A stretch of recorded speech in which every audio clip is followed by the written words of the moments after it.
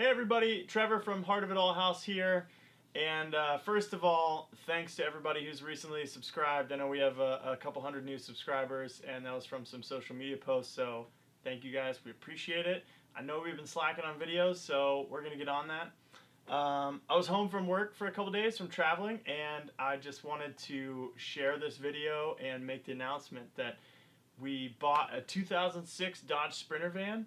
And I am just head over heels obsessed with everything Sprinter van conversion right now. I've been just spending so much time on YouTube and Pinterest and on the Sprinter forums, just figuring out how our configuration is going to be and what we need for our trips.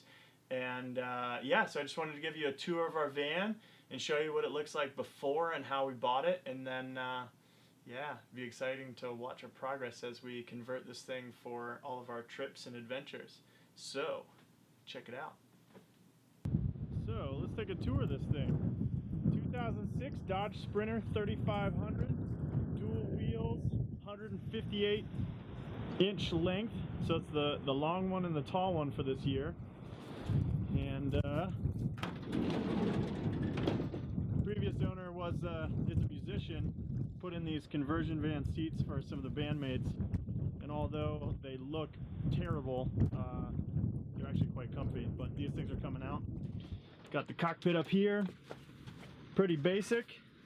It's actually really basic. I had to replace this seat, got a little busted here, but yeah, we're gonna be putting in a cool stereo system, fixing this seat, putting some swivel seats on here. We'll rotate around to the back. This thing is so massive. I mean, it's literally like a decent sized tiny house. Let's go around the back and I'll show you.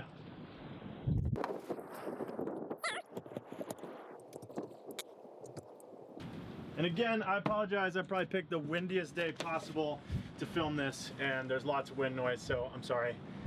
But I'm so pumped on this thing. I've been studying these for a while, and kind of contemplating whether we wanted or needed one, and I actually sold my truck that I love so much. I had this Toyota Tacoma that I sold to get this, and that's how much I'm into it. So yeah, the way that it kind of goes is that we're gonna have a pretty similar setup to a lot of people out there that have the bed in the back with their gear underneath, kitchen on one side. But if you've never seen that before, we're gonna have a bed that's about 30 to 36 inches high, so it brings it somewhere around here. Mary and I are avid cyclists, and we're going to store our bikes underneath the bed in the back, keep all of our gear and kind of the grungy stuff back there, all of our camping and hiking gear and all that stuff will go back underneath the bed. And so the bed will be here. We'll have some storage up along the wall for our clothes. And then way up here, we'll have 7 feet of counter space, which will basically be our kitchen. 7 feet of counter space in a van. That's crazy. I still can't believe it. Even if it was 6 feet, that's massive. That's almost bigger than most tiny houses. And we're gonna have a propane cooktop, our sink with probably a hand pump with just a simple like 2 tanks for fresh and gray water.